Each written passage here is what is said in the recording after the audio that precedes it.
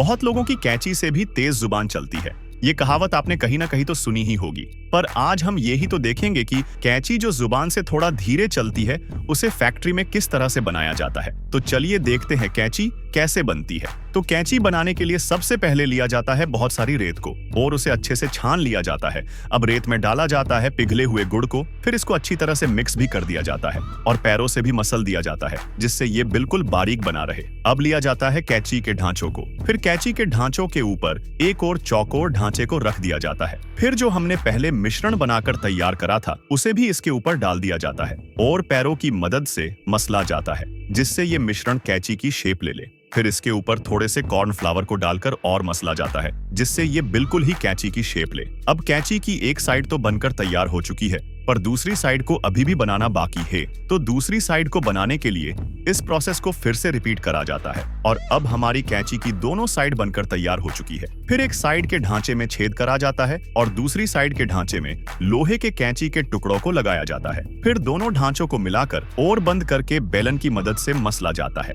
जिससे ढांचे गलती से भी न खुले, गट्ठे बंद हो जाए। उसके बाद भट्टी को गर्म करके उसके अंदर पीतल के वेस्ट टुकड़ों को डाला जाता है जिससे पीतल पिघल जाए और अब पीतल भी पिघलकर तैयार हो चुकी है, बिल्कुल लावा जैसी। फिर पीतल को ढांचों में भरा जाता है जिससे पीतल का घोल लोहे के टुकड़ों से चिपक जाए। अब ढांचों को 1 घंटे के लिए छोड़ दिया जाता है ठंडा होने के लिए। अब कैंची को ढांचों से बाहर भी निकाल लिया जाता है। उसके बाद कैंची के टुकड़ों को तोड़कर अलग कर दिया जाता है। फिर बारी आती है हैंडल की घिसाई की। तो हैंडल की घिसाई को करने के लिए इसको एक मशीन पे रगड़ा जाता है जिससे हैंडल की घिसाई होकर तैयार हो जाए। और अब हैंडल की घिसाई भी होकर तैयार हो चुकी है। तो हैंडल की तो घिसाई होकर तैयार हो गई है, पर नीचे के हिस्से की बाकी है, तो फिर नीचे के हिस्से की भी घिसाई कर दी जाती है। उसके बाद बारी आती है धार देने की। तो धार देने के लिए इसको एक मशीन पे घिसा जाता है जिससे कैंची कपड़ा और कागज आराम से काट सके। अब कैंची को हथौड़े की मदद से ठोका जाता है जिससे कैंची के उठे हुए हिस्से सही हो जाए। उसके बाद कैंची के टुकड़ों में छेद करके ऊपर नीचे रख के किल की मदद से जोड़ दिया जाता है।